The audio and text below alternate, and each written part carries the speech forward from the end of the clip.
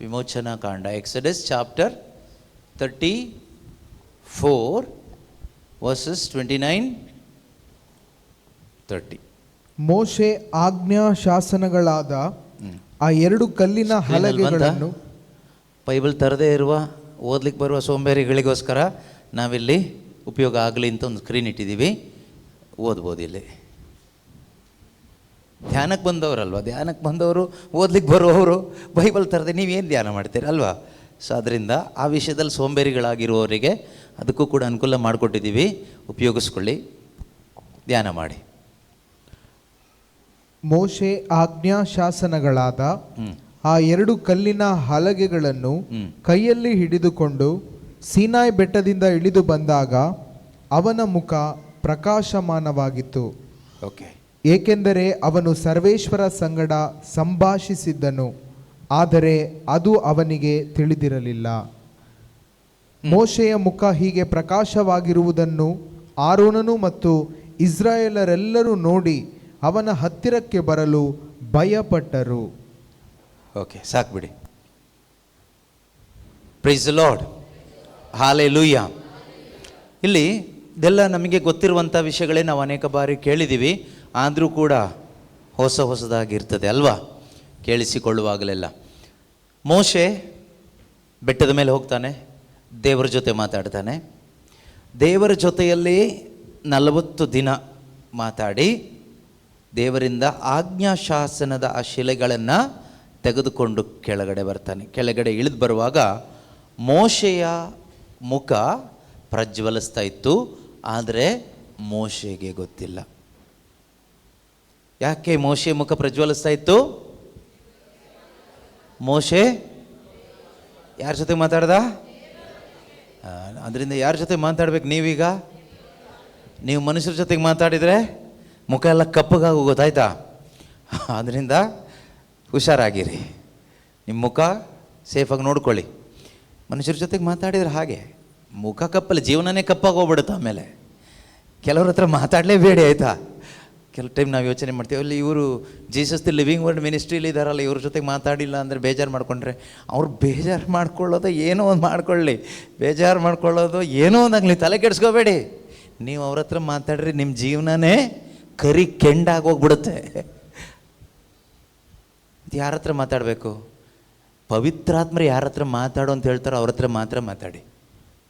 ಹಾಗಾದರೆ ಇಲ್ಲಿ ಯಾರು ಸರಿ ಇಲ್ವಾ? ಅದು ನನಗೆ ಗೊತ್ತಿಲ್ಲ, ಯಾರು ಸರಿ ಇದ್ದಾರೋ ಯಾರು ಸರಿ ಇಲ್ವೋ, ಎಲ್ಲರೂ ಮನುಷ್ಯರೇ, ಎಲ್ಲರೂ ಮನುಷ್ಯರೇ, ಮಾನಸಿಕವಾದದ್ದು ಇರ್ತದೆ. ಆದ್ದರಿಂದ ನಿಮಗೆ ಯಾಕೆ ಮಾತಾಡಬೇಕು? ಮಾತಾಡಿ. ಇಬ್ಬರು ಮಾತಾಡ್ಕೊಂಡು ಏನಾದರೂ ಸುವಾರ್ತೆ ಸಾರ್ಲಿಕ್ಕೆ ಹೋಗ್ತೀರಾ? ದೆವ್ವ ಓಡಿಸ್ಲಿಕ್ಕೆ ಹೋಗ್ತೀರಾ? ಇದು ಯಾವುದಾದ್ರು ಒಂದು ಮನೆಗೆ ಪ್ರಾರ್ಥನೆಗೆ ಹೋಗ್ತೀರಾ? ಯಾವುದಾದ್ರೂ ಒಂದು ಊರಿಗೆ ಹೋಗಲ್ಲ, ಏನಾದರೂ ಒಂದು ಆತ್ಮಿಕ ಕೂಟ ನಡೆಸ್ಲಿಕ್ಕೆ ಹೋಗ್ತೀರಾ? ಮಾತಾಡಬೇಡಿ ಅಂತೆಲ್ಲ ಹೇಳ್ತಾ ಇರೋದು. ಆದರೆ ಬೇರೆ ಲೋಕದ ಮಾತುಗಳು, ಅದು ಇದು, ಅವ್ರ ಸುದ್ದಿ ಇವ್ರ ಸುದ್ದಿ, ಇದು ಮಾತಾಡ್ತಾ ಜೀವನನೇ ಕಪ್ಪಾಗಿ ಹೋಗ್ಬಿಡುತ್ತೆ. ಆಮೇಲೆ ಮತ್ತೆ ಬೆಳ್ಳಗೆ ಮಾಡ್ಕೊಳ್ಳಿಕ್ಕೆ ಕುಲ್ಮೆಗೆ ಹಾಕಬೇಕಾಗತ್ತೆ. ಸೊ ವಾಕ್ಯದ ಕುಲ್ಮೇಲೆ ಬೀಳಬೇಕಾಗತ್ತೆ, ಮತ್ತು ಅದು ತುಂಬ ಕಷ್ಟ. ಸರಿಯಾದ ತಟ್ಟವ್ರು ಸಿಕ್ಕಿಲ್ಲ ಅಂದರೆ ಮತ್ತೆ ಶೇಪ್ ಬರೋದಿಲ್ಲ. ಅದರಿಂದ ಆಲ್ರೆಡಿ ಒಂದು ಶೇಪ್ ದೇವರು ಕೊಟ್ಟಿದ್ದನ್ನು ಹಾಳು ಮಾಡ್ಕೋಬೇಡಿ, ಶೇಪ್ ಔಟ್ ಮಾಡ್ಕೋಬೇಡಿ, ಆಯಿತಾ? ಸೊ ಈ ಧ್ಯಾನ ಕೂಡ ಒಂದು ಕುಲ್ಮೆ ಅಂತಲೇ ತಗೊಳ್ಳಿ. ಏನಾದರೂ ಶೇಪ್ ಹಾಳು ಮಾಡಿಕೊಂಡ್ರೆ ಒಂದು ರೀಶೇಪ್ ಬರಲಿ ಒಳ್ಳೆ ರೀತಿಯಲ್ಲಿ. ಅದಕ್ಕೋಸ್ಕರ ನೀವು ಸ್ವಲ್ಪ ತ್ಯಾಗ ಮಾಡಬೇಕು, ಸ್ವಲ್ಪ ಮಾತುಕತೆ ಎಲ್ಲ ನಿಲ್ಲಿಸಿ. ಓಕೆ, ಯಾರ ಹತ್ರನೂ ಬೇಡ. ಕಷ್ಟ ಆಗುತ್ತಾ? ಕಷ್ಟ ಆದರೆ ಏನು ತೊಂದರೆ ಇಲ್ಲ. ನಾವು ತಿಳ್ಕೊಳ್ಳೋದು ಈ ಮಾನ ಮರ್ಯಾದಿಲ್ಲ ಅಂತ. ಓಕೆ, ಇನ್ನು ಇಲ್ಲ ನಾವು ಹೀಗೆ ಮಾನ ಮರ್ಯಾದಿಲ್ಲ ಅನಿಸ್ಕೊಂಡು ಇಲ್ಲಿ ಇರೋದಿಲ್ಲ, ಹೋಗ್ತೀವಿ ಅಂದರೆ ಧಾರಾಳವಾಗಿ ಹೋಗ್ಬೋದು. ಹೋಗೋಕೆ ನಮ್ಗೆ ಬಸ್ ಚಾರ್ಜಿಗಿಲ್ಲ, ಬಸ್ ಚಾರ್ಜಿಗೆ ಕೊಡ್ತೀವಿ, ತಗೊಂಡೋಗಿ. ನಿಮ್ಮ ಜೀವನ ಬೆಳಕಾಗಬೇಕು. ಈ ಧ್ಯಾನದಲ್ಲಿ ಬಂದ ಪ್ರತಿಯೊಂದು ಮಕ್ಕಳ ಜೀವನ ಏನಾಗಬೇಕು? ಪ್ರಜ್ವಲಿಸಬೇಕು, ಬೆಳಕಾಗಬೇಕು. That is God's intention, that is God's expectation.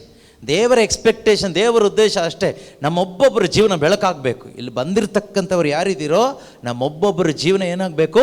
ಬೆಳಕಾಗಬೇಕು. ಮೋಶೆಯ ಮುಖದಲ್ಲಿ ಪ್ರಜ್ವಲಿಸ್ತಾ ಇದ್ದಂಥ ಆ ದೇವರ ತೇಜಸ್ಸು, ಆ ದೇವರ ಮಹಿಮೆ ಆರೋನ ಮತ್ತು ಅಲ್ಲಿದ್ದಂಥ ಇಸ್ರಾಯೇಲ್ ಜನರು ನೋಡುವಾಗ ಅವ್ರಿಗೇನಾಯಿತು? ಭಯ ಆಯಿತು. ಸಮಥಿಂಗ್ ಅನ್ಯೂಶುವಲ್ ಆತನ ಮುಖದಲ್ಲಿ ನೋಡ್ಲಿಕ್ಕಾಯಿತು. ಅವರೆಲ್ಲರೂ ಭಯಪಟ್ಟರು ಹತ್ರ ಹೋಗಲಿಕ್ಕೆ. ಆದರೆ ಪ್ರೀತಿಯ ಸಹೋದರ ಸಹೋದರಿಯರೇ, ಧ್ಯಾನ ಮುಗಿಸಿ ಹೋದ ನಂತರ, ನೀವು ಯಾವುದೇ ಧ್ಯಾನಕ್ಕೆ ಹೋಗಿ, ಎಲ್ಲೇ ಧ್ಯಾನಕ್ಕೆ ಹೋಗಿ, ಧ್ಯಾನದ ನಂತರ ನಿಮ್ಮ ಜೀವನದಿಂದ ದೇವರ ಮಹಿಮೆ ಹೊರಗೆ ಬರಬೇಕು. ನಿಮ್ಮ ಜೀವನದಿಂದ, ಮುಖದಲ್ಲಲ್ಲ ಬರಬೇಕಾಗಿರೋದು. ಹಳೆ ಒಡಂಬಡಿಕೆ ಒಂದು ನೆರಳು ಮಾತ್ರ. ಈಗ ಬರಬೇಕಾಗಿರೋದು ಎಲ್ಲಿ ಗೊತ್ತಾ? ನಮ್ಮ ಲೈಫಿಂದ ಬರಬೇಕು. It should come from my life, within, ಒಳಗಡೆಯಿಂದ ಬರಬೇಕು. ಒಳಗಡೆಯಿಂದ ಈ ಮಹಿಮೆ ಬಂದು ಜನ ದೂರ ಓಡಿ ಹೋಗೋದಲ್ಲ, ಹತ್ರ ಬರಬೇಕು. ಹತ್ರ ಬಂದು ಕೇಳಬೇಕು, ನೀನು ಹೋಗುವಾಗ ಹೀಗಿರಲಿಲ್ಲ, ಹೋಗುವಾಗ ದೊಡ್ಡ ಕುಡುಕನಾಗಿದ್ದೆ, ಜೀವಮಾನ ಎಲ್ಲ ಕುಡುಕನಾಗಿದ್ದೆ, ಈಗ ಹೋಗಿ ಬಂದ ಮೇಲೆ ಕುಡಿಯೋದು ಬಿಟ್ಟಿದ್ದು ಮಾತ್ರ ಅಲ್ಲ, ಕುಡಿಯೋದು ಬಿಟ್ಟಿದ್ದು ಮಾತ್ರ ಅಲ್ಲ, ಅದೇನು ದೊಡ್ಡ ಆಶ್ಚರ್ಯ ಅನ್ನಿಸ್ತಾ ಇಲ್ಲ, ಕುಡುಕ್ರದ ಸಹವಾಸನೇ ಬಿಟ್ಟುಬಿಟ್ಟೆ, ಈ ಕುಡುಕತನದ ಸರ್ಕಲ್ಲೇ ಬಿಟ್ಟುಬಿಟ್ಟೆ. ಅದು ಮಾತ್ರ ಅಲ್ಲ, ಅದೇನು ಒಂದು ಕಪ್ಪು ಪುಸ್ತಕ ಬೈಬಲ್ ಅದನ್ನ ಹಿಡ್ಕೊಂಡು ಓದ್ತಾ ಇದೆಯಾ? ಶಾಲೆಗೆ ಯಾವತ್ತೂ ಒಂದು ನೋಟ್ ಪುಸ್ತಕ ಪೆನ್ನು ತೆಗೆದುಕೊಂಡು ಹೋದವನಲ್ಲ ನೀನು. ಈಗ ನೋಡಿದ್ರೆ ಒಂದು ಬ್ಯಾಗ್ ಹಾಕ್ಕೊಂಡು, ಒಂದು ನೋಟ್ ಪುಸ್ತಕ ಪೆನ್ನು ಹಾಕ್ಕೊಂಡು, ಇಷ್ಟು ದಪ್ಪದೊಂದು ಬೈಬಲ್ ಕೂಡ ಅದರೊಳಗಡೆ ಹಾಕ್ಕೊಂಡು ಹೋಗ್ತಾ ಇದೆಯಾ, ಬರ್ಕೊಳ್ತಾ ಇದೆಯಾ? ಏನಾಯ್ತು ನಿನಗೆ? ಮಾತ್ರ ಅಲ್ಲ, ಮೊದಲು ನೀನಿದ್ದಾಗ ಯಾವಾಗಲೂ ದುಃಖದಲ್ಲಿರ್ತಾ ಇದ್ದೆ, ಯಾವಾಗಲೂ ಬೇಜಾರು ಮಾತುಗಳೇ ಹೇಳ್ತಾ ಇದ್ದೆ, ಅವರಿವ್ರ ಮಾತುಗಳೇ, ಚಾಡಿ ಮಾತುಗಳೇ ಹೇಳ್ತಾ ಇದ್ದೆ, ಬಾಯಿ ಬಿಟ್ಟರೆ ಹೊಲಸು ಮಾತೆ. ಈಗ ನಿನ್ನ ಬಾಯಲ್ಲಿ ಬರ್ತಾ ಇರೋ ಮಾತುಗಳೆಲ್ಲ ಕೇಳಬೇಕು ಅಂತ ಅನ್ನಿಸ್ತಾ ಇದೆ, ನಿನ್ನ ಜೊತೆಗೇ ಇದ್ಬಿಡೋಣ ಅನ್ನಿಸ್ತಾ ಇದೆ, ನಮಗೂ ಯಾಕೋ ನಾವೇನೋ ತಪ್ಪು ಮಾಡ್ತಿದ್ದೀವೇನೋ ಅಂತ ಅನ್ನಿಸ್ತಾ ಇದೆ. ಏನಿದು ಸೀಕ್ರೆಟ್? ನೀನು ಎಲ್ಲಿ ಚೇಂಜ್ ಆದೆ, ಹೇಗೆ ಚೇಂಜ್ ಆದೆ, ನಮಗೂ ಸ್ವಲ್ಪ ಹೇಳ್ಕೊಡ್ತೀಯಾ ಅಂತ. ಈ ರೀತಿ ಕ್ರಿಸ್ತ ಯೇಸುವಿನ ಮಹಿಮೆ ನಮ್ಮ ಮುಖಾಂತರ, ನಮ್ಮ ಜೀವಿತದ ಮುಖಾಂತರ ಹೊರಗೆ ಬರುವ ಜೀವನ ಜೀವಿಸಬೇಕು. ಈ ಜೀವನ ಆಗಬೇಕು.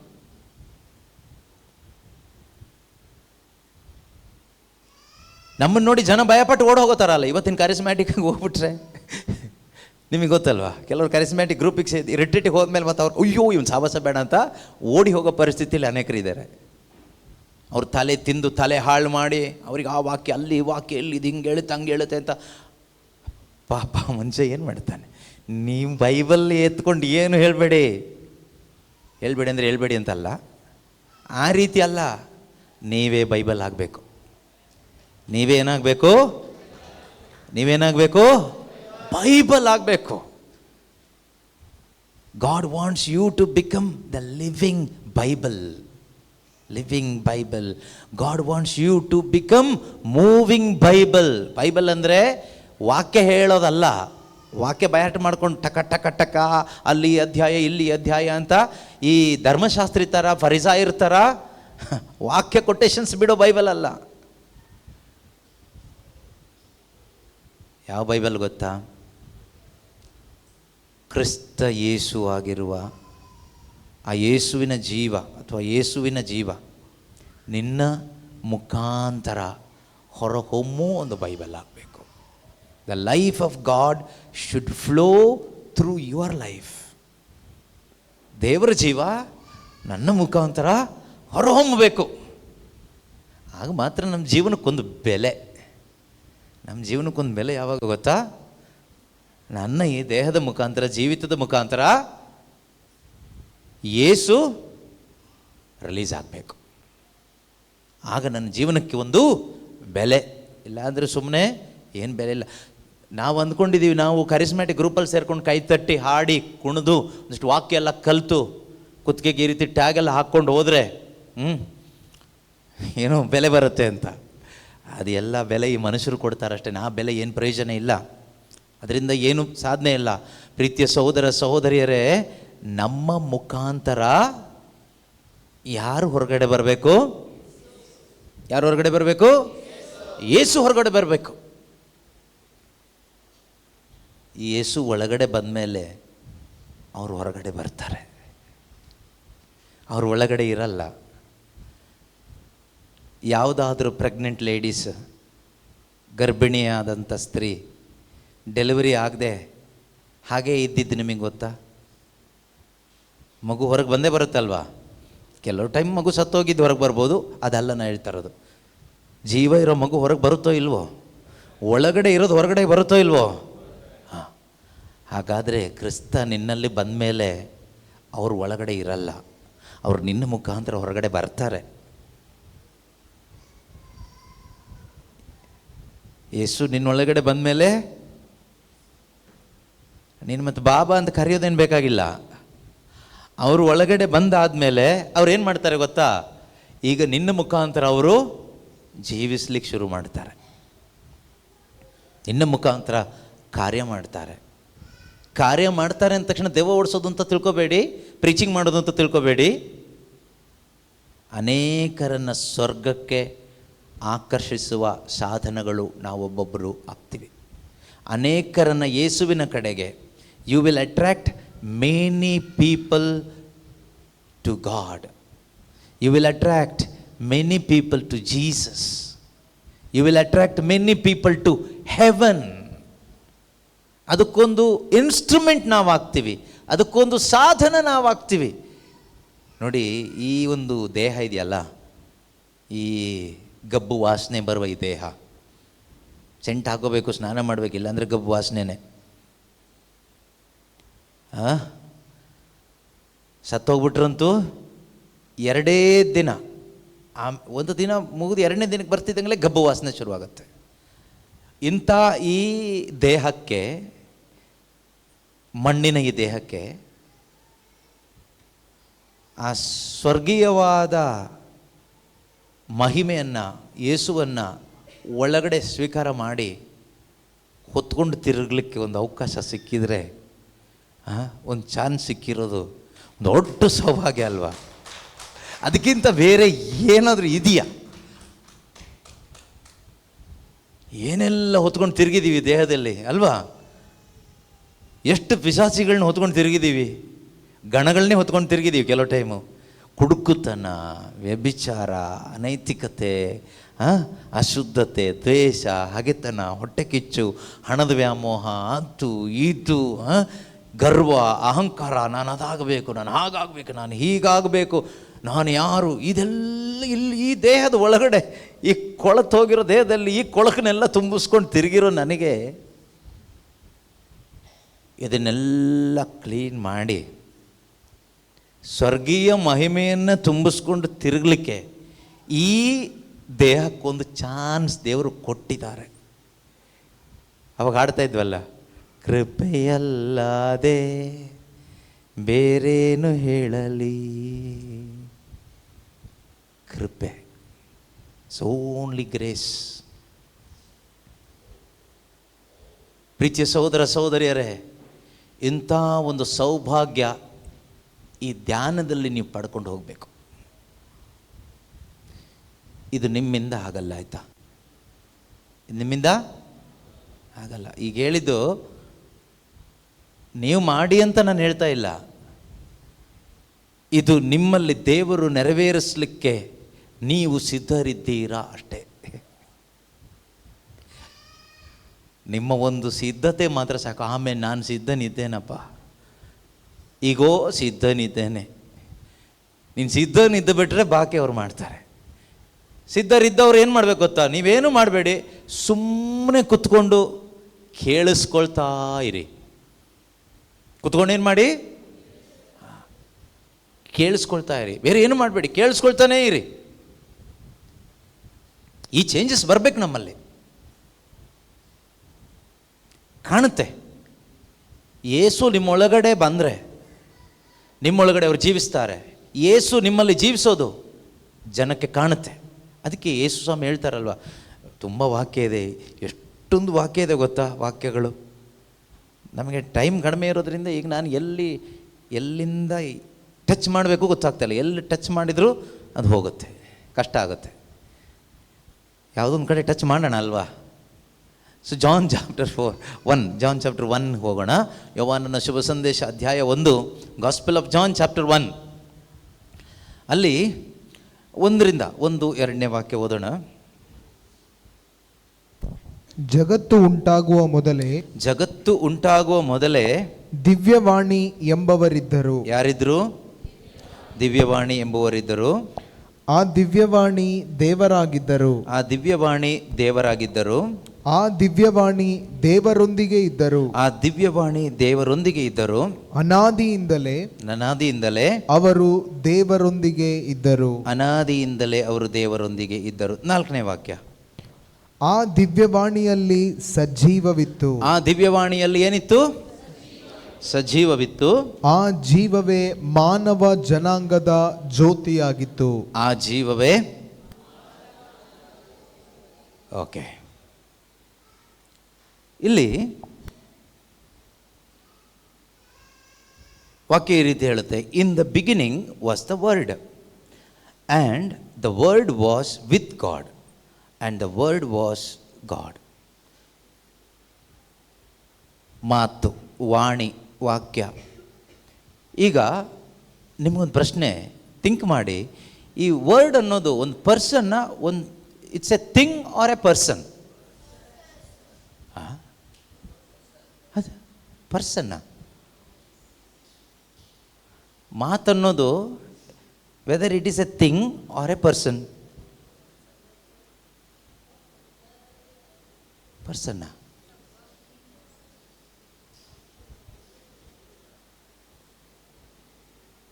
ಎನಿವೇ ಇರಲಿ, ಪರವಾಗಿಲ್ಲ, ಥಿಂಕ್ ಮಾಡೋಣ. ಬಟ್ ಸೆಕೆಂಡ್ ವರ್ಸ್ಗೆ ಬರಬೇಕಾದ್ರೆ ಹೀ ಬಂತಲ್ಲಿ. ಇಟ್ ಬರಬೇಕಾದ ಜಾಗ, ಇಟ್ ಆರ್ ದಟ್ ಬರಬೇಕಾಗಿತ್ತು. ಅಲ್ಲಿ ಏನು ಬಂದಿದೆ? He was in the beginning with god. ಆ ಹೀ ಅನ್ನೋದು ಯಾರು?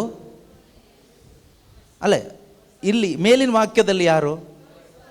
ವರ್ಡ್. ಹಾಗಾದರೆ ವಾಕ್ಯಕ್ಕೆ ಹೀ ಅಂತ ಹೇಳಿರುವಾಗ ಆ ವಾಕ್ಯ ಅನ್ನೋದೇನು? ಪರ್ಸನ್. ರೆವಲ್ಯೂಷನ್ 19:13 ಏನು ಹೇಳುತ್ತೆ ಗೊತ್ತಾ? ಆ ಯೇಸು ಬಗ್ಗೆ ಹೇಳ್ತಾ ಆ ಯೌವನನಿಗಾದ ದರ್ಶನದಲ್ಲಿ ದೇವರಾತ್ಮರು ಅವರಿಗೆ ತಿಳಿಸ್ಕೊಡ್ತಾ ಇದ್ದಾರೆ, he is called the word of god. ಆತನಿಗೆ ದೇವರ ವಾಕ್ಯ ಎಂಬ ಹೆಸರು ಇತ್ತು. ಹಾಗಾದ್ರೆ ದೇವರ ವಾಕ್ಯ ಅನ್ನೋದು ಬೈಬಲ್ ಅಲ್ಲ. ಬೈಬಲ್ ದೇವರ ವಾಕ್ಯನೇ. ದೇವರ ವಾಕ್ಯ ಅನ್ನೋದು ಬೈಬಲ್ ಅಲ್ಲ. It's beyond that.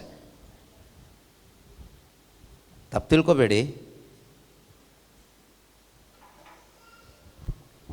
ಈ ಪವಿತ್ರ ಬೈಬಲ್ ಪುಸ್ತಕದಲ್ಲಿ ಯೋಹಾನರು ಹೇಳಿದ್ದಾರೆ, ಯೇಸು ಹೇಳಿದ ಮಾತು, ಅವರು ಮಾಡಿದ ಸಾಧನೆಗಳು ಬರೀತಾ ಹೋದರೆ ಈ ಪ್ರಪಂಚನೇ ಸಾಕಾಗೋದಿಲ್ಲ ಅಂತೆ.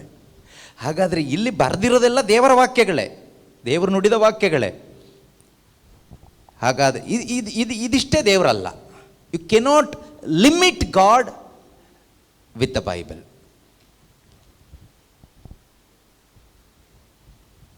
ಈ ಬೈಬಲ್ ಒಳಗಡೆ ಬರೆದಿರ್ತಕ್ಕಂತಹ ವಾಕ್ಯ ಅಂತ ಇರೋದು ಈ ಬೈಬಲ್ ಅಲ್ಲ. ಅದು ನಾನು ಹೇಳ್ತಾ ಬಂದಿದ್ದು. ಈ ಬೈಬಲಲ್ಲಿ ಆದಿಯಲ್ಲಿ ವಾಕ್ಯವಿತ್ತು, ವಾಕ್ಯ ದೇವರಾಗಿತ್ತು. ಈಗ ಆ ವಾಕ್ಯ ಯಾವುದು ಕೇಳಿದ್ರೆ ಯಾವ್ದು ಹೇಳ್ತೀರಾ? ಈಗ ವಾಕ್ಯ ಕೇಳಿಸ್ಕೊಳ್ಳಿ, ಯಾವ ವಾಕ್ಯ ಕೇಳಿಸ್ಕೋಬೇಕೀಗ? ವಾಕ್ಯ ತುಂಬಿಸ್ಕೊಳ್ಳಿ, ಯಾವ ವಾಕ್ಯ ತುಂಬಿಸ್ಕೊಳ್ತೀರಾ? ಕಷ್ಟ ಅಲ್ವಾ? ಕಷ್ಟನೋ ಸುಲಭನೋ ನೀವೇ ಹೇಳಿ. ಕಷ್ಟ ಆಗುತ್ತಾ ಸುಲಭ ಆಗುತ್ತಾ? ಕಷ್ಟ. ಯಾಕಂದರೆ ಇಡೀ ಬೈಬಲಲ್ಲಿ ಜೆನೆಸಿಸಿಂದ ರೆವಲ್ಯೂಷನ್ ತನಕ ಇರೋದು ಪೂರ್ತಿ ಯಾರ ವಾಕ್ಯಗಳು? ಇದರಲ್ಲಿ ಯಾವುದು ತುಂಬಿಸ್ಕೋಬೇಕೀಗ? ತುಂಬಿಸ್ಕೊಂಡ್ರೆ ಪೂರ್ತಿ ತುಂಬಿಸ್ಕೋಬೇಕು. ಇದು ಎಲ್ರಿಗೂ ಪ್ರಾಕ್ಟಿಕಲಿ ಆಗುತ್ತಾ? ಆಗೋದಿಲ್ಲ. ಸೊ ಅದರಿಂದ ಇಲ್ಲಿ ಆದಿಯಲ್ಲಿ ವಾಕ್ಯವಿತ್ತು ಅಥವಾ ದಿವ್ಯವಾಣಿ, in the beginning was the word. ಆ ವಾಕ್ಯವಿತ್ತು ಅಂತ ಹೇಳೋದು it is not a thing, it is a person. ಆ ವಾಕ್ಯದ ಹೆಸರು, ಆ ವಾಕ್ಯ ದೇವರ ವಾಕ್ಯವೇ ಹೆಸರು. ಅದು ಯಾರು ಆ ದೇವರ ವಾಕ್ಯ ಎಂದು ಸ್ವರ್ಗದಲ್ಲಿ ಹೆಸರಿರ್ತಕ್ಕಂಥ ದೇವರು ಈ ಭೂಮಿಗೆ ದೇವರ ಪುತ್ರನಾಗಿ, ಮನುಷ್ಯ ಪುತ್ರನಾಗಿ ಯೇಸು ಎಂದು ಹೆಸರು ತೆಗೆದುಕೊಂಡು ಬಂದರು. ಅರ್ಥ ಆಗ್ತಿದೆಯಾ? ಈಗ ನಾನು ಹೇಳ್ತಾ ಬಂದಿರೋ ವಿಷಯ ಅದೊಂದು ಇಂಟ್ರಡಕ್ಷನ್ ಆಗಿ ಇರಲಿ. 4ನೇ ವಾಕ್ಯ ಹೇಳುತ್ತೆ, ಇನ್ ಹಿಮ್ ವಾಸ್ ಲೈಫ್. ಆತನಲ್ಲಿ ಜೀವವಿತ್ತು. ಆತನಲ್ಲಿ ಏನಿತ್ತು? ಜೀವವಿತ್ತು. ಆತನಲ್ಲಿ ಏನಿತ್ತು? ಜೀವವಿತ್ತು. ಆತನಲ್ಲಿ ಜೀವ ಇತ್ತು. ಇದು ಜೀವ ಅಂತ ಹೇಳುವಾಗ ನಮ್ಮ ದೇಹದಲ್ಲಿರುವ ಈ ಜೀವ ಅಲ್ಲ, ಇಟರ್ನಲ್ ಲೈಫ್, ನಿತ್ಯ ಜೀವ, ಎವರ್ಲಾಸ್ಟಿಂಗ್ ಲೈಫ್. ಆತನಲ್ಲಿ ಜೀವವಿತ್ತು. ಆ ಜೀವವು ಮನುಷ್ಯರಿಗೆ ಬೆಳಕಾಗಿತ್ತು. ಆ ಜೀವ ಏನಾಯ್ತು? ಮನುಷ್ಯರಿಗೆ ಬೆಳಕಾಗಿತ್ತು. Life was the light of all people. ಆ ಜೀವ ಮನುಷ್ಯರಿಗೆ ಏನಾಯ್ತು? ಈಗ ಕೇಳಿಸ್ಕೊಳ್ಳಿ. ಈಗ ಜೀವ ಯಾರು? ಆ ಜೀವದ ಹೆಸರೇನು? ದೇವರ ವಾಕ್ಯ. ಓಕೆ, ದೇವರ ವಾಕ್ಯದ ಇನ್ನೊಂದು ಹೆಸರೇನು? ಯೇಸು ಕ್ರಿಸ್ತರು ಅಲ್ವಾ? ಈಗ ಈ ದೇವರ ವಾಕ್ಯ Yesu Krista, hope of glory, ಮುಂದಿನ ಮಹಿಮೆಯ ನಿರೀಕ್ಷೆಗೆ ಆಧಾರವಾಗಿರುವ ಯೇಸು ಕ್ರಿಸ್ತ ಒಬ್ಬ ಮನುಷ್ಯನ ಒಳಗೆ ಬರುವಾಗ, ಬರೋದು ಹೇಗೆ ಅಂತ ನಾನು ಹೇಳ್ತೀನಿ. ಬರುವಾಗ ರಿಸಲ್ಟ್ ಏನು ಬರುತ್ತೆ ಅಂದರೆ, ಈ ವಾಕ್ಯ ಹೇಳುತ್ತೆ, and the life was the light of all people. ನಿನ್ನ ಒಳಗಡೆಯಿಂದ ಬರ್ತಕ್ಕಂಥ ಬೆಳಕಿದೆಯಲ್ವಾ, ಅಂದರೆ ನಿನ್ನ ಒಳಗಡೆ ಲೈಫ್ ಬಂದಾಗ, ಯೇಸು ಬಂದಾಗ ನಿನ್ನ ಜೀವನ ಬೆಳಕಾಗುತ್ತೆ. ಲೈಫ್ ಲೈಟ್ ಆಗಿ ಕನ್ವರ್ಟ್ ಆಯಿತು. Life came in, light came out. ನಮ್ಮ ಜೀವನ ಯಾಕೆ ಬೆಳಕಾಗ್ತಾ ಇಲ್ಲ ಎಷ್ಟೋ ಜನರದಂದರೆ, ಲೈಫ್ ಒಳಗಡೆ ಬಂದಿಲ್ಲ. ಒಳಗಡೆ ಈ life, in him was life, ಆತನಲ್ಲಿ ಜೀವ ಇತ್ತು ಅಂತಿದೆಯಲ್ಲ, ಆತನು ಬಂದಿಲ್ಲ. ಆತನು ಬಾರದೇ ಇದ್ದರೆ ಜೀವ ಇಲ್ಲ. ಜೀವ ಇಲ್ಲದಿದ್ದರೆ ಜೀವನ ಬೆಳಕಾಗಲ್ಲ. ನಾವು ಬೆಳಕು ಬರ್ಸ್ಕೋಬೇಕಾಗತ್ತೆ ಆರ್ಟಿಫಿಷಿಯಲ್ ಆಗಿ. ಅದು ಬರ್ನ್ ಆಗ್ತಾ ಇರುತ್ತೆ, ಅವಾಗ ಚೇಂಜ್ ಮಾಡ್ತಾ ಇರಬೇಕಾಗತ್ತೆ. ಒಂದೊಂದು ಕಡೆ ಶಿಫ್ಟ್ ಆದಾಗ ನಾವು ಚೇಂಜ್ ಮಾಡಬೇಕಾಗತ್ತೆ, ನಾಟಕ ಮಾಡಬೇಕಾಗತ್ತೆ. ಯಾಕೆಂದರೆ ಇದು ನಾವು ಪ್ರೊಡ್ಯೂಸ್ ಮಾಡೋ ಲೈಟ್. ಆದರೆ ಒಳಗಡೆ ಬರುವ ಲೈಫಿಂದ ಪ್ರೊಡ್ಯೂಸ್ ಆಗುವಂಥ ಲೈಟ್ ಇದೆಯಲ್ವಾ, ಇದು ಮನುಷ್ಯನ ಪ್ರೊಡಕ್ಷನ್ ಅಲ್ಲ, ನೀನು ಮಾಡೋದಲ್ಲ, ನಾನು ಮಾಡೋದಲ್ಲ. ನೀನು ಇದಕ್ಕೇನು ಎಕ್ಸ್ಟ್ರಾ ರೀಚಾರ್ಜ್ ಏನು ಮಾಡೋದು ಬೇಕಾಗಿಲ್ಲ, ಬ್ಯಾಟ್ರಿ ಹಾಕೋದು ಬೇಕಾಗಿಲ್ಲ, ಇದಕ್ಕೇನು ಕೆಲಸ ಇಲ್ಲ. This life will produce the light. ಮನುಷ್ಯನ ಜೀವಿತ ಬೆಳಕಾಗೋದು ಒಳಗಡೆ ಬಂದಿರುವ ಕ್ರಿಸ್ತನ ಮುಖಾಂತರ. ಯೇಸು ಸ್ವಾಮಿ ಹೇಳ್ತಾರಲ್ವ, ನಮ್ಮನ್ನು ಏನಂತ ಕರೀತಾರೆ? You are the light and let your light shine before all people. ನೀನು ಬೆಳಕಾಗಿದೆಯಪ್ಪ, ಓಕೆ, ನೀನು ಬೆಳಕಾಗಿದೆಯಾ. ಈಗ ನಿನ್ನ ಬೆಳಕಂದ್ರೆ ಯಾವುದದು? ನಿನ್ನ ಒಳಗಡೆ ಬಂದಿರತಕ್ಕಂಥ ಜಗಜ್ಯೋತಿ. ಎಲ್ಲಿ ಬೆಳಗಬೇಕಂತೆ? ಎಲ್ಲಿ ಶೈನ್ ಆಗಬೇಕಂತೆ? ಜನರ ಮುಂದೆ. Let your light shine before all the people. ನಿನ್ನ ಒಳಗಡೆ ಬಂದಿರತಕ್ಕಂಥ ಯೇಸು ನಿನ್ನ ಜೀವಿತದ ಮುಖಾಂತರ ಬೆಳಗಲ್ಪಡಲಿ. ಆಗೇನಾಗುತ್ತೆ? ಆಗ God will be glorified through you. ನಿನ್ನ ಮುಖಾಂತರ ದೇವರಿಗೆ ಮಹಿಮೆ ಆಗುತ್ತೆ. And that is the purpose of your creation. ನಿನ್ನನ್ನು ಸೃಷ್ಟಿ ಮಾಡಿದ್ದು ಅದಕ್ಕೇನೆ, ನಿನ್ನ ಮುಖಾಂತರ ದೇವರಿಗೆ ಮಹಿಮೆ ಆಗಬೇಕಾದ್ರೆ ಆ ಮಹಿಮೆಯ ಮುಂದಿನ ಮಹಿಮೆಗೆ ಆಧಾರವಾಗಿರುವ ಕ್ರಿಸ್ತ ಯೇಸು ನಮ್ಮೊಳಗಡೆ ಬರಬೇಕು. You can not bring glory to father, God the father, without having Jesus in you. Nobody can. ನೀವೊಂದಿಷ್ಟು ಪ್ರಾರ್ಥನೆ ಮಾಡ್ಬೋದು, okay, even without having Jesus in you, you can cast out demons. ದೆವ್ವಗಳನ್ನ ಓಡಿಸ್ಬೋದು, ಅದ್ಭುತ ಕಾರ್ಯಗಳನ್ನ ಮಾಡ್ಬೋದು, ಪ್ರವಾದನೆಗಳನ್ನ ಹೇಳ್ಬೋದು. ಕ್ರಿಸ್ತ ಒಳಗಡೆ ಇರಬೇಕು ಅಂತ ಏನಿಲ್ಲ. ಅದಕ್ಕೇನು ಆ ರೀತಿ ಮಾಡಿ ಲಾಸ್ಟಿಗೆ ಬಂದಾಗ ನಾವು ನಿಮ್ಮ ಹೆಸರಿನಲ್ಲಿ ಇದೆಲ್ಲ ಮಾಡಿದ್ದೀವಲ್ವಾ ಅಂತ ಹೇಳುವಾಗ ಯೇಸು ಹೇಳ್ತಾರೆ, ಐ ಡೋಂಟ್ ನೋ ಯು, ನನಗೆ ನಿನ್ನ ಪರಿಚಯನೇ ಇಲ್ಲಪ್ಪ ಅಂತ ಹೇಳ್ತಾರೆ. ಅದರಿಂದ ದೆವ್ವ ಓಡಿಸೋರು, ಅದ್ಭುತ ಮಾಡೋರು, ಪ್ರವಾದನೆ ಹೇಳೋರು, ಪವಾಡ ಮಾಡೋರು ಎಲ್ಲರೂ ಕೂಡ ಓಕೆ, ಎಲ್ಲರೂ ಯೇಸು ಒಳಗಡೆ, ಇವರೊಳಗಡೆ ಯೇಸು ಇದ್ದಾರೆ ಅಂತ ನೀವು ತಿಳ್ಕೊಬೇಡಿ.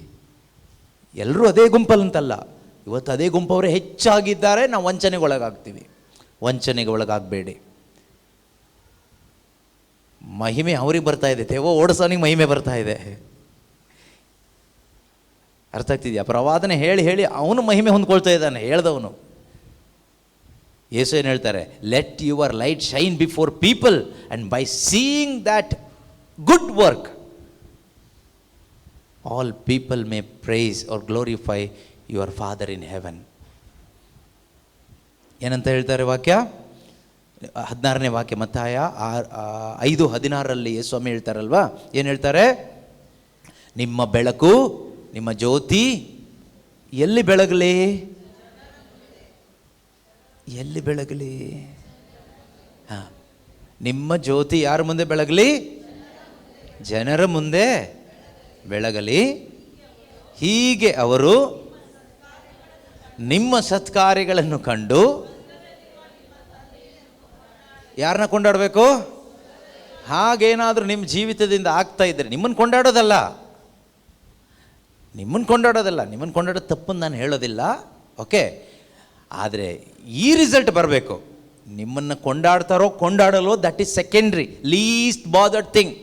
ಆದರೆ ನಿಮ್ಮಿಂದ ಬರುವ ಈ ಲೈಟ್, ನಿಮ್ಮಿಂದ ಬರ್ತಕ್ಕಂಥ ಈ ಬೆಳಕು, ಓಕೆ, ಇದನ್ನು ಕಂಡು ಸ್ವರ್ಗದಲ್ಲಿರುವ ದೇವ್ರನ್ನ ಕೊಂಡಾಡಬೇಕು. ಒಬ್ಬರು ದೇವ್ರನ್ನ ಕೊಂಡಾಡ್ಲಿಕ್ಕಾಗಬೇಕು.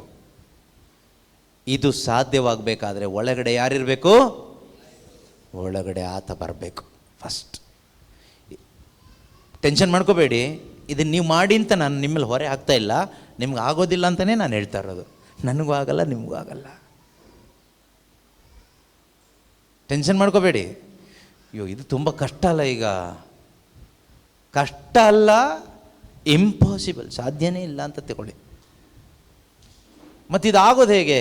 ಇದು ನಿಮ್ಮಿಂದ ಅಲ್ಲ, ಆಗುವ ಕಾರ್ಯ ಅಲ್ಲ, ಇದು ಕೃಪೆ. ಕೃಪೆಯಲ್ಲದೆ ಬೇರೇನು ಹೇಳಲಿ? ಕೃಪೆಯಲ್ಲದೆ ಬೇರೆ ಏನು ಹೇಳಲಿ? ಇದು ನಮ್ಮಿಂದ ಆಗಲ್ಲ. ಅದಕ್ಕೆ ನಾನು ಹೇಳಿದ್ದು, ಆತನ ಒಳಗಡೆ ಬಂದು ಆ ಬೆಳಕು ಇಲ್ಲಿಂದ ಹೊರಗೆ ಬರಲಿಕ್ಕೆ ಈ ಬಾಡಿನ ಯೂಸ್ ಮಾಡ್ಕೊಳ್ಳೋದಾದರೆ ಬೇರೆ ಎಲ್ಲದಕ್ಕೂ ರಾಜೀನಾಮೆ ಕೊಟ್ಬಿಟ್ಟು ದೇವರೇ ಸ್ತೋತ್ರ ಅಂತೇಳಿ ಇಂಥ ಸೌಭಾಗ್ಯ ಸಿಕ್ಕಿದೆಯಲ್ಲ ಅಂತ ಕುತ್ಕೊಬಿಡ್ಬೋದು. ಊಟ ಇಲ್ಲಿದ್ರು ಪರವಾಗಿಲ್ಲ, ಮನೆ ಇಲ್ಲಿದ್ರು ಪರವಾಗಿಲ್ಲ, ಎಲ್ಲರೂ ಓಡಿಸಿದ್ರು ಪರವಾಗಿಲ್ಲ, ಎಲ್ಲರೂ ಏನು ಮಾಡಿದ್ರು ಪರವಾಗಿಲ್ಲ, ಎಲ್ಲ ಹೋದರೂ ಪರವಾಗಿಲ್ಲ. I am sufficient with the grace God has stored in me. ನನ್ನೊಳಗಡೆ ದೇವರು ತುಂಬಿಸಿರುವ ಆ ಕೃಪೆಯಿಂದ ನಾನು ಸಂತೃಪ್ತನಾಗಿದ್ದೇನೆ. My grace is more than sufficient for you ಅಂತ ಹೇಳಿದ ಹಾಗೆ ಆತನ ಕೃಪೆ ನನಗೆ ಸಾಕು. ಈಗ ನಮಗೇನು ಅರ್ಥ ಆಗಲ್ಲ. ಈಗ ನೀವು ಒಂದು ರೀತಿ ಆಶ್ಚರ್ಯಚಕಿತರಾಗಿ ನೋಡ್ತಾ ಇದ್ದೀರಾ, ಕೇಳಿಸ್ಕೊಳ್ತಾ ಇದ್ದೀರಿ. ಏನೋ ಒಂದು ವಿಷಯ, ಇನ್ಫಾರ್ಮೇಷನ್ ಥರ ನಿಮ್ಮ ತಲೆಗೆ ಹೋಗ್ತಾ ಇದೆ. ಡೋಂಟ್ ವರಿ, ಅದು ಹಾಗೇ. ಆದರೆ ಅದು ಹೇಗೆ ಸಾಧ್ಯ ಅನ್ನೋದನ್ನು ಒಂದು ಇಂಟ್ರಡಕ್ಷನ್ ಮಾತ್ರ ಹೇಳ್ತೀನಿ. ನೆಕ್ಸ್ಟ್ ಈ 4 ದಿವಸಗಳು ಅದೇ ಕೆಲಸ, ಆಯಿತಾ? ನೋಡಿ, ಒಂದು ಮಗು ಹುಟ್ಟಬೇಕಾದ್ರೆ, ಸರಿಯಾಗಿ ಕೇಳಿಸ್ಕೊಳ್ಳಿ, ಒಂದು ಮಗು ಹುಟ್ಟಬೇಕಾದ್ರೆ ಒಂದು ಗಂಡು ಮತ್ತು ಹೆಣ್ಣು ಒಟ್ಟಿಗೆ ಕೂತ್ಕೊಂಡು ಮಾತಾಡ್ತಾ ಕೂತ್ಕೊಂಡ್ರೆ ಮಗು ಹುಟ್ಟುತ್ತಾ? ಯಾವುದಾದ್ರೂ ಹುಟ್ಟಿದ್ದಿದೆಯಾ ಇವತ್ತಿನ ತನಕ ಪ್ರಪಂಚದಲ್ಲಿ? ಇಲ್ಲ, ಹುಟ್ಟೋದು ಇಲ್ಲ, impossible, never happen, it can not happen. Okay, ಆಗಲಿಲ್ಲ, ಆಗೋದು ಇಲ್ಲ. ಒಂದು ಸ್ತ್ರೀ ಪುರುಷ ಒಂದಾಗಬೇಕು. ಗಂಡು ಹೆಣ್ಣು ಒಂದಾದರೆ, ಲೈಂಗಿಕವಾಗಿ ಒಂದಾಗುವಾಗ ಅದರ ಒಂದು ಪ್ರತಿಫಲವಾಗಿ ಒಂದೊಂದು ಜೀವ, ಅದೇ ಥರದ ಶರೀರ ಮತ್ತು ಪ್ರಾಣ ಇರುವ ಒಂದು ಮಗನೋ ಮಗಳೋ ಹೊರಗಡೆ ಬರ್ತದೆ. ಆದರೆ ಪ್ರಪಂಚದ ಇತಿಹಾಸದಲ್ಲಿ ಎಂದೂ ಕೇಳದ, ಎಂದೂ ಕಾಣದ ಒಂದು ಸತ್ಯ ಕತೆ ನಡೆದಿದೆ. ಬೈಬಲ್ನಲ್ಲಿದೆ. ಕತೆ ಅಂದರೆ ಆ ಥರ ಕತೆ ಅಲ್ಲ, ಐತಿಹಾಸಿಕ ಕತೆ ಅಂತಲೇ ತಗೊಳ್ಳಿ. ಇಲ್ಲಾಂದರೆ ಕತೆ ಅಂತ ಹೇಳಿಬಿಟ್ರಿ ನೀವು, ಆ ಥರ ಕತೆ ಅಲ್ಲ. ಕೆಲವರು ಹೇಳ್ತಾರಲ್ವ, ಇದು ಕತೆ ಅದು ಕತೆ ಅಂತ, ಆ ಥರ ಅಲ್ಲ ಹೇಳಿದ್ದು.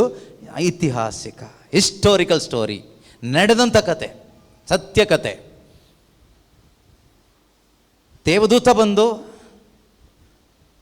ಎಂಗೇಜ್ಮೆಂಟ್ ಆಗಿರುವ ಒಂದು ಕನ್ನಿಕೆ ಜೊತೆಯಲ್ಲಿ ಸ್ವರ್ಗರಾಜ್ಯದ ರಹಸ್ಯವನ್ನು, ಸಂದೇಶವನ್ನು ಮಾತನಾಡುವಾಗ ಆ ಮಾತಿನ ಮುಖಾಂತರವೇ ಕನ್ನಿಕೆ ಪ್ರೆಗ್ನೆಂಟ್ ಆದಳು.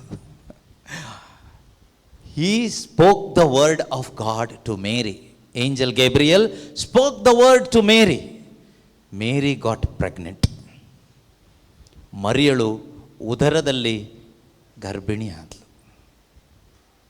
ಕನ್ನಿಕೆಯಾಗಿ ಗರ್ಭಿಣಿ ಆದಳು. ಎಂದೂ ಎಲ್ಲೂ ನಡೆದೇ ಇರೋ ಒಂದು ಘಟನೆ.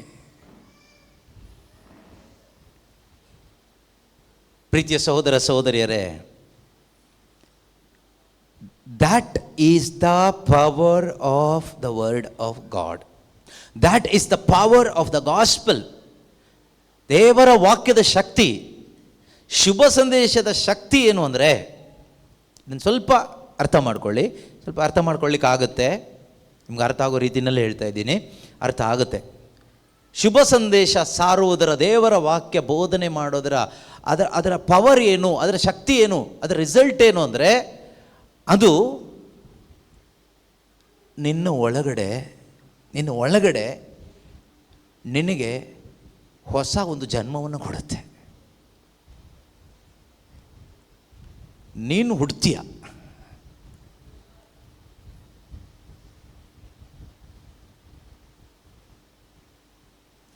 ನಾನು ನಿಮ್ಮ ಜೊತೆ ಹೀಗೆ ಮಾತಾಡ್ತಿರ್ತೀವಿ. ಏನು ಮಾತಾಡ್ತೀವಿ? ಶುಭ ಸಂದೇಶ. ಶುಭ ಸಂದೇಶ ಮಾತಾಡ್ತಾ ಮಾತಾಡ್ತಾ ಏನಾಗ್ತೀರಿ ಗೊತ್ತಾ? ನಿಮ್ಮ ಒಳಗಡೆ ಮಗು ಹುಟ್ಟುತ್ತೆ. ನಿಮ್ಮ ಒಳಗಡೆ ಆತ್ಮಸ್ವರೂಪನಾದ, ಮುಂದಿನ ಮಹಿಮೆಯ ನಿರೀಕ್ಷೆಗೆ ಆಧಾರವಾದ ಕ್ರಿಸ್ತನು ನಿನ್ನ ಒಳಗಡೆ ಜನ್ಮ ಧರಿಸ್ತಾನೆ, ನಿನ್ನ ಆತ್ಮದಲ್ಲಿ ಹುಟ್ಟುತ್ತಾನೆ. ಆಗ ನೀನು ಕ್ರಿಸ್ತಂಬರನಾಗಿ ಕ್ರಿಶ್ಚಿಯನ್ ಆಗ್ತೀಯ. ನೀನು ಕ್ರಿಶ್ಚಿಯನ್ ಆಗೋದು ಯಾವಾಗ?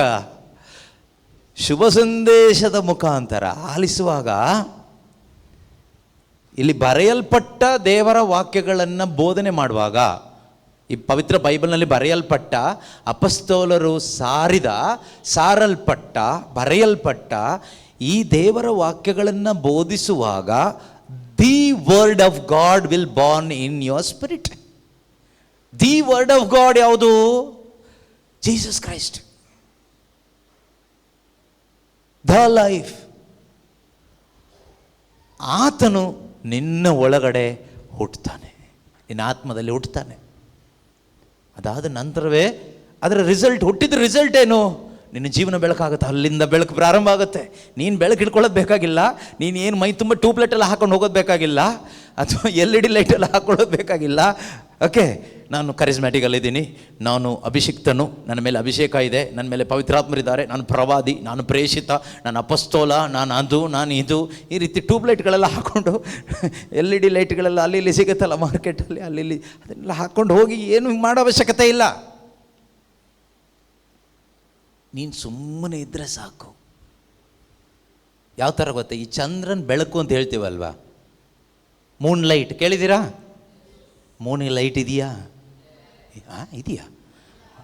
ಮೂನಿಗೆ ಲೈಟ್ ಇಲ್ಲ. ಕೆಲವರಿಗೆ ಗೊತ್ತಿಲ್ಲ ಅನಿಸುತ್ತೆ. ಮೂನ್ಗೆ ಲೈಟ್ ಇಲ್ಲ. ಮೂನ್ ಒಂದು ರೀತಿ ಬ್ಲರ್, ಆಯಿತಾ? ಚಂದ್ರ ಇದೆಯಲ್ಲ, ಚಂದ್ರಲೋಕ ಅಂತೆಲ್ಲ ಹೇಳ್ತೀವಲ್ಲ ನಾವು, ಚಂದ್ರಲೋಕಕ್ಕೆ ಹೋದ್ರು ಅಂತ, ಅದು ಹಾಗೆ ಹೇಳೋಣ. ಚಂದ್ರಲೋಕ ಅಥವಾ ಚಂದ್ರ, ಮೂನ್ ನಮಗೆ ಹೀಗೆ ರೌಂಡಾಗಿ ಕಾಣಿಸುತ್ತಲ್ವಾ, ಬೆಳ್ಳಗೆ ದೋಸೆ ಥರ ಕಾಣಿಸುತ್ತೆ. ಸೊ ಈ ಚಂದ್ರನಿಗೆ, ಮೂನ್ಗೆ, he doesn't have his own light. ಸ್ವಂತ ಬೆಳಕಿಲ್ಲ. ಬೆಳಕು ಸೂರ್ಯಂದು. Sun has his own light. Sun has the power to produce the light. Okay, ಸೂರ್ಯನಿಗೆ ಬೆಳಕು ಉಂಟು ಮಾಡುವ ಶಕ್ತಿ ದೇವರು ಕೊಟ್ಟಿದ್ದಾರೆ. ಸೂರ್ಯ ಬೆಳಕು ಉತ್ಪಾದನೆ ಮಾಡ್ತಾನೆ. ಆ ಸೂರ್ಯನ ಬೆಳಕು ಚಂದ್ರನ ಮೇಲೆ ಬೀಳುತ್ತೆ. ಅದರ ರಿಫ್ಲೆಕ್ಷನ್ನೇ ನಾವಿಲ್ಲಿ ಚಂದ್ರನ ಬೆಳಕಿನಲ್ಲಿ ಆಟ ಆಡ್ತೀವಿ, ಊಟ ಮಾಡ್ತೀವಿ, ರಾತ್ರಿ ನಡ್ಕೊಂಡು ಹೋಗ್ತೀವಿ. ಚಂದ್ರನ ಹತ್ರ ಹೋದರೆ ಅಲ್ಲಿ ಹುಡುಕಿದ್ರು ಕೂಡ ಇದು ಎಲ್ಲಿಂದ ಈ ಲೈಟ್ ಸಿಗ್ತಾ ಇದೆ ಅಂದರೆ ಎಲ್ಲೂ ಇಲ್ಲ. ಅದರ ಎಲ್ಲೂ ಇಲ್ಲ. ಏನಿದೆ ಕೇಳಿದರೆ ಶ್ಯಾಡೋ, ನೆರಳು, ಡಾರ್ಕ್ನೆಸ್, ಕರಾಳ ಕತ್ಲೆ ಏನಲ್ಲ, ಆದರೂ ಏನೂ ಇಲ್ಲ, ಬೆಳಕಿಲ್ಲ. No light at all in moon. He cannot produce by himself, but now he can give light to us, earth. ಇದೇ ನಮ್ಮಲ್ಲಾಗುತ್ತೆ. ನಾನೇ ಜಗಜ್ಯೋತಿ, ಯೇಸು ಹೇಳ್ತಾರೆ, I am the light of the world. ನಾನೇ ಜಗಜ್ಯೋತಿ. ಈಗ ಆ ಜ್ಯೋತಿ, ಜೀವದಾಯಕ ಜ್ಯೋತಿ ಒಬ್ಬನ ಒಳಗಡೆ ಬಂದಾಗ ನಾವು ಮೂನ್, ನಮ್ಮಿಂದ ಏನು ಬರುತ್ತೆ? ಮೂನ್ ಲೈಟ್ ಬರುತ್ತೆ. ಅದು ಮೂನ್ದು ಲೈಟ್ ಅಲ್ಲ. ಅರ್ಥ ಆಗ್ತಿದೆಯಾ? ಅದು ಮೂನ್ದು ಲೈಟ್ ಅಲ್ಲ. ಕೆಲವು ಟೈಮ್ ನೀವು ಬಂದರೆ ಸಾಕು ನಮ್ಗೆ ಬ್ಲೆಸ್ಸಿಂಗ್ ಬರುತ್ತೆ. ಅದು ನೀನು ಬಂದಿದ್ದಕ್ಕೆ ನಿನ್ನಿಂದ ಬಂದ ಬ್ಲೆಸ್ಸಿಂಗ್ ಅಲ್ಲ, ಸೂರ್ಯನಿಂದ ಬಂದ ಆ ರಿಫ್ಲೆಕ್ಷನ್ ಇದೆಯಲ್ಲ, ಆ ಬೆಳಕು ನಿನ್ನ ಮೇಲೆ ಬಿದ್ದಿದ್ದರಿಂದ ಅದು ಭೂಮಿಗೆ ಹೋಗ್ತಾ ಇದೆ. ನೋಡಿ, ರಾತ್ರಿ ಹೊತ್ತಲ್ಲಿ, ಹಗಲೊತ್ತಲ್ಲಿ ಸೂರ್ಯ ಇರ್ತಾನೆ, ರಾತ್ರಿ ಹೊತ್ತಲ್ಲಿ ಜನ ಸ್ವಲ್ಪ ನಡಿಬೇಕು, ಭಯ ಇಲ್ಲದೆ ಬದುಕಬೇಕಂದ್ರೆ ಚಂದ್ರನ ಬೆಳಕು ಬೇಕೇ ಬೇಕು. ನಿಮ್ಮ ಜೀವನ ಈ ಚಂದ್ರನ ಬೆಳಕು ಥರ ಆಗಬೇಕು ಅನೇಕರ ಜೀವನಕ್ಕೆ. ಎಷ್ಟೋ ಜನ ಕತ್ತಲಲ್ಲಿ, ಭಯದಲ್ಲಿ, ನಿರಾಶೆಯಲ್ಲಿ ಬದುಕ್ತಾ ಇದ್ದಾರೆ. ನೀವು ಯೇಸು ಕ್ರಿಸ್ತನಿಂದ ಪಡೆಯುವಂಥ ಆ ಬೆಳಕು ನಿನ್ನ ಮುಖಾಂತರ ಬೇರೆಯವರ ಜೀವನದ ಮೇಲೆ ಬೀಳುವಾಗ ಅವರ ಜೀವನದ ಭಯ, ಕತ್ತಲೆ ದೂರ ಆಗುತ್ತೆ, ಸಮಾಧಾನ ಸಿಗುತ್ತೆ. ಆದರೆ ಇದು ಆಗೋದು ಎಲ್ಲಿಂದ? ವಾಕ್ಯ, ಶುಭ ಸಂದೇಶದ ಶಕ್ತಿ. See the power of the gospel. ಇವತ್ತಿದು ಸಾರಲ್ಪಡ್ತಾ ಇಲ್ಲ. ತುಂಬ ಬೇಸರದ ವಿಷಯ ಅಂದರೆ, nowhere this gospel is being preached. ಸುಮ್ಮನೆ ಕತೆ ಹೇಳ್ಕೊಂಡು, ದೆವ್ವ ಓಡಿಸ್ಕೊಂಡು, ಶೋ ಆಫ್ ಮಾಡ್ಕೊಂಡು ಮಾಡುವಂಥ ಅನೇಕ ಕಾರ್ಯಗಳಿದೆ. ನಮ್ಗದು ಇಷ್ಟ ನೋಡಲಿಕ್ಕೆ. ಆದರೆ ನಾವು ಯಾವತ್ತೂ ಬೆಳಕಾಗೋದಿಲ್ಲ. ಆಗಬೇಕಾದ್ರೆ ಮೊದಲು ಇಲ್ಲಿ ಒಳಗಡೆ ಲೈಫ್ ಬರಬೇಕು, ಒಳಗಡೆ ಜೀವ ಬರಬೇಕು.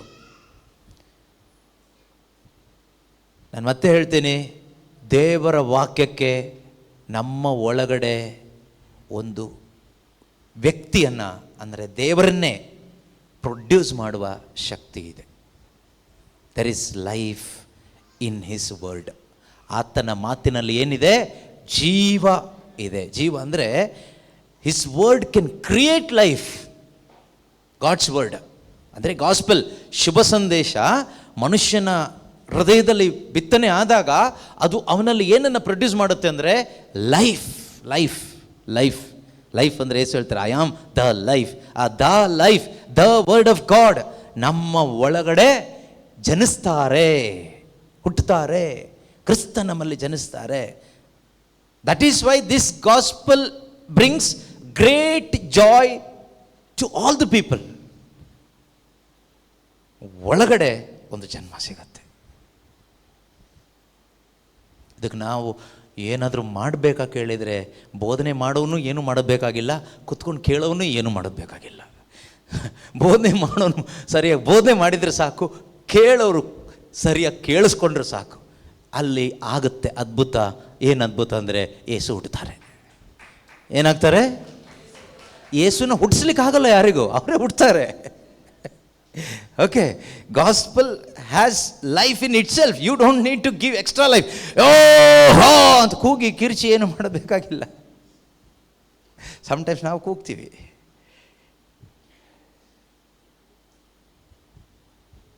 ಗಾಸ್ಪಲ್ ಒಳಗಡೆನೇ ಪವರ್ ಇದೆ, ಲೈಫ್ ಇದೆ.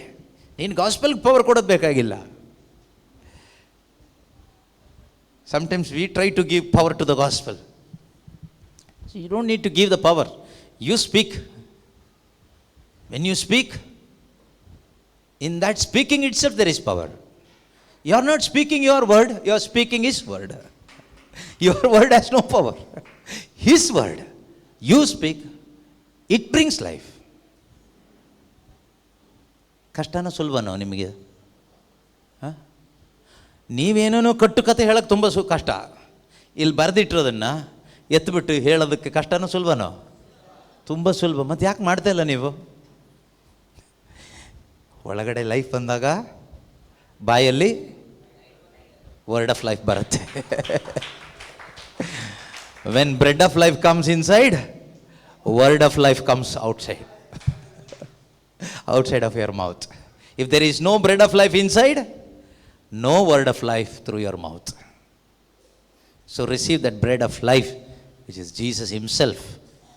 ಹೇಗೆ ಈ ಯೇಸು ಹುಟ್ಟೋದು ಹೇಗೆ? ಒಂದೇ ಒಂದು ವಾಕ್ಯ ನಾವು ನೋಡೋಣ, ಒಂದೇ ಒಂದು ವಾಕ್ಯ, ಆಮೇಲೆ ಮುಗಿಸೋಣ. ಓಕೆ, 1 ಪೇತ್ರ 1ನೇ ಅಧ್ಯಾಯ 23ನೇ ವಾಕ್ಯ. First Peter chapter 1 verse 23. Enjoy ಮಾಡ್ತಾ ಇದ್ದೀರಾ, ಕಷ್ಟಪಡ್ತಾ ಇದ್ದೀರಾ? Enjoying over the word of God, right? Okay. ಮರಣದಿಂದ ಪುನರುತ್ಥಾನಗೊಳಿಸಿ ಮಹಿಮೆ ಪಡಿಸಿದ ದೇವರಲ್ಲಿ ನೀವು ವಿಶ್ವಾಸವಿಟ್ಟದ್ದು. 1 ಪೇತ್ರ 1:23. ನೀವು ಸಜೀವವಾದ ಅನಂತ ದೈವ ವಾಕ್ಯದ ಮೂಲಕ ಹೊಸ ಜನ್ಮವನ್ನು ಪಡೆದಿದ್ದೀರಿ. ಹೇಗೆ ಪಡೆದಿದ್ದೀರಿ? You have been born anew, not of perishable but of imperishable seed, through the living and enduring word of God. ಈ ಜನ್ಮವನ್ನು ನೀವು ಪಡೆದಿರುವುದು, ಈ ಜನ್ಮವನ್ನು ನೀವು ಪಡೆದಿರುವುದು ಅಥವಾ ಪಡೆಯಲಿಕ್ಕೆ ಸಾಧ್ಯವಾಗುವುದು ಮರ್ತ್ಯ ಮಾನವನಿಂದಲ್ಲ, ಮನುಷ್ಯನಿಂದ ಪಡೆದಿರೋ ಜನ್ಮ ಅಲ್ಲ. ಯಾರಿಂದ? ಅಮರ ದೇವರಿಂದ. ಅಮರ ದೇವರಿಂದ ಅಥವಾ ದೇವರ ವಾಕ್ಯದಿಂದ. ಸಜೀವವಾದ ಅನಂತ ದೈವವಾಕ್ಯದ ಮೂಲಕ. ಆ ದೈವವಾಕ್ಯ ಯಾವುದು ಗೊತ್ತಾ? ಇಲ್ಲಿ ಸಜೀವವಾದ ಅನಂತ ದೈವವಾಕ್ಯ ಶುಭ ಸಂದೇಶ. ಶುಭ ಸಂದೇಶದ ಮೂಲಕ, ಶುಭ ಸಂದೇಶದ ಮೂಲಕ, ಶುಭ ಸಂದೇಶ ಆಲಿಸಿದರೆ ನಿಮಗೇನು ಲಾಭ? ಲಾಭ ಏನು ಗೊತ್ತಾ? ಮುಂದಿನ ಮಹಿಮೆಯ ನಿರೀಕ್ಷೆಗೆ ಆಧಾರವಾದ ಕ್ರಿಸ್ತನು ನಿನ್ನೊಳಗಡೆ ಹುಟ್ಟುತ್ತಾನೆ. ಅದೇ ಲಾಭ. ದೇವರು ನಿನ್ನೊಳಗಡೆ ಹುಟ್ಟುತ್ತಾರೆ, ಯೇಸು ನಿನ್ನೊಳಗಡೆ ಜನಿಸ್ತಾರೆ. ಯೇಸು ನಿನ್ನಲ್ಲಿ ಹುಟ್ಟಿದಾಗ, ನಿಜವಾಗ್ಲೂ ಯೇಸು ಶುಭ ಸಂದೇಶದ ಮೂಲಕ ನಿನ್ನಲ್ಲಿ ಹುಟ್ಟಿದಾಗ ನೀನೇನಾಗ್ತೀಯ? ನೀನೇನಾಗ್ತೀಯ ಗೊತ್ತಾ? ನೀನು ಶರಣಾಗ್ತೀಯ. ನಾವು ಹೇಳೋದೇ ಬೇಕಾಗಿಲ್ಲ. ನೀವು ಶರಣಾಗಿಸಿರಿ, ನೀವು ಒಪ್ಪಿಸ್ಕೊಡಿ, ನೀವು ಸರೆಂಡರ್ ಆಗಿ, ನೀವು ಸರೆಂಡರ್ ಆಗಿ. ನೀವು ಒಪ್ಪಿಸ್ಕೊಡಿಲ್ಲ ಅಂದರೆ ದೇವ್ರು ಬಿಡಲ್ಲ. ಒಪ್ಪಿಸ್ಕೊಡಿ, ಒಪ್ಪಿಸ್ಕೊಡಿ, ಒಪ್ಪಿಸ್ಕೊಡಿ ಹೇಳ್ತಾರಲ್ಲ ಧ್ಯಾನಗಳಲ್ಲೆಲ್ಲ, ಒಪ್ಪಿಸ್ಕೊಡಿ ಒಪ್ಪಿಸ್ಕೊಡಿ ಅಂತ. ಪಾಪ ಅವರು ಕಷ್ಟಪಟ್ಟು ಏನೋ ಮಾಡ್ತಾರೆ, ಎಲ್ಲ ಥರದಲ್ಲೂ ಒಪ್ಪಿಸ್ಕೊಡ್ಲಿಕ್ಕೆ ನೋಡ್ತಾರೆ. ಆದರೆ ನಿನ್ನ ಒಳಗಡೆ ಯೇಸು ಬಂದಾಗ, ಇನ್ನು ಮುಂದೆ ಜೀವಿಸೋದು ನಾನಲ್ಲಪ್ಪ, you do whatever you want, ನೀನು ಮಾಡ್ಕೊ, ನಂದೇನೂ ಇಲ್ಲ.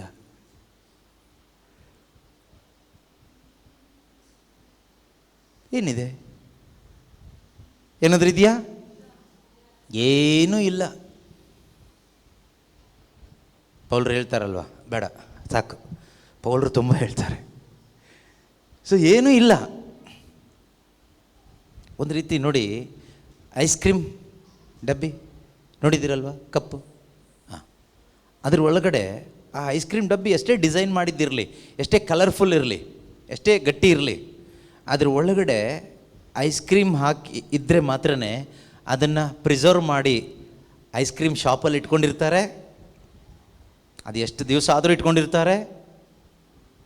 ಓಕೆ, ಅದೇ ರೀತಿ ಯಾರಾದರೂ ಬಂದು ಹಣ ಕೊಟ್ಟು ಕೊಂಡ್ಕೊಳ್ತಾರೆ.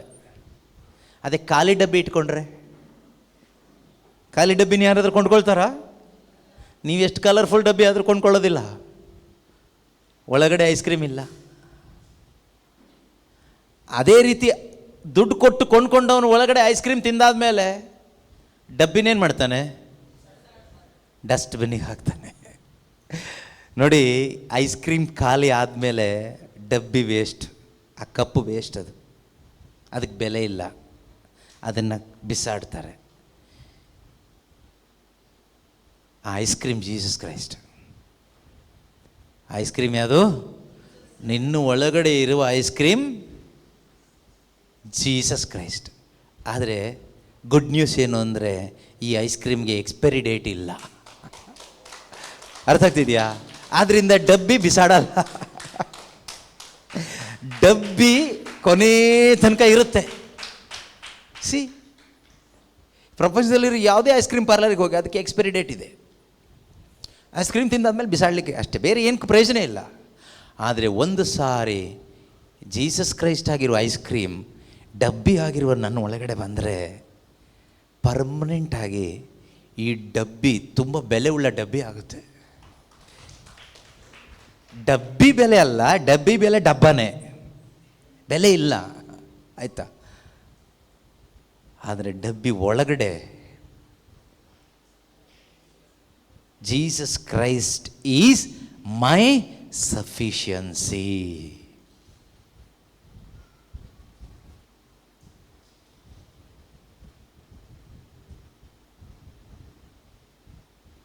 ಪ್ರೀತಿಯ ಸಹೋದರ ಸಹೋದರಿ, ನೀವೆಲ್ಲರೂ ಈ ಧ್ಯಾನ ಮುಗಿಸಿ ಹೋಗಬೇಕಾದ್ರೆ ಐಸ್ ಕ್ರೀಮ್ ತುಂಬಿಸ್ಕೊಂಡು ಹೋಗ್ಬೇಕಾಯ್ತಾ?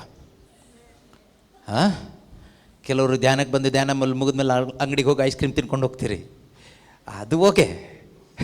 ಆದರೆ ಅದು ಸ್ವಲ್ಪ ಸಂತೋಷ, ಆಮೇಲೆ ಐಸ್ ಕ್ರೀಮ್ ತಿಂತ ಸಂತೋಷ ಮುಗಿದೋಯ್ತು. ಐಸ್ ಕ್ರೀಮ್ ಖಾಲಿ ಆಗ್ತಿದ್ದಂಗೆ ನಿಮ್ಮ ಆ ಜಾಯ್ನೂ ಹೋಯ್ತು. ಬಟ್ ಈ ಒಳಗಡೆ ತುಂಬಿಕೊಂಡ್ರು ಐಸ್ ಕ್ರೀಮ್, ಜೀಸಸ್ ಕ್ರೈಸ್ಟ್ ಆಗಿರೋ ಐಸ್ ಕ್ರೀಮ್ ತುಂಬಿಸ್ಕೊಳ್ತೀರಲ್ವಾ, that is everlasting joy. You will have everlasting joy. ನೀವೆಲ್ಲಿ ಹೋದರೂ, ಏನು ತಿಂದರೂ ತಿಂದೇ ಇದ್ದರೂ, ಯಾರಿದ್ರೂ ಇಲ್ಲದೇ ಇದ್ದರೂ, you will have great joy. That is the power of the presence of Jesus Christ in you.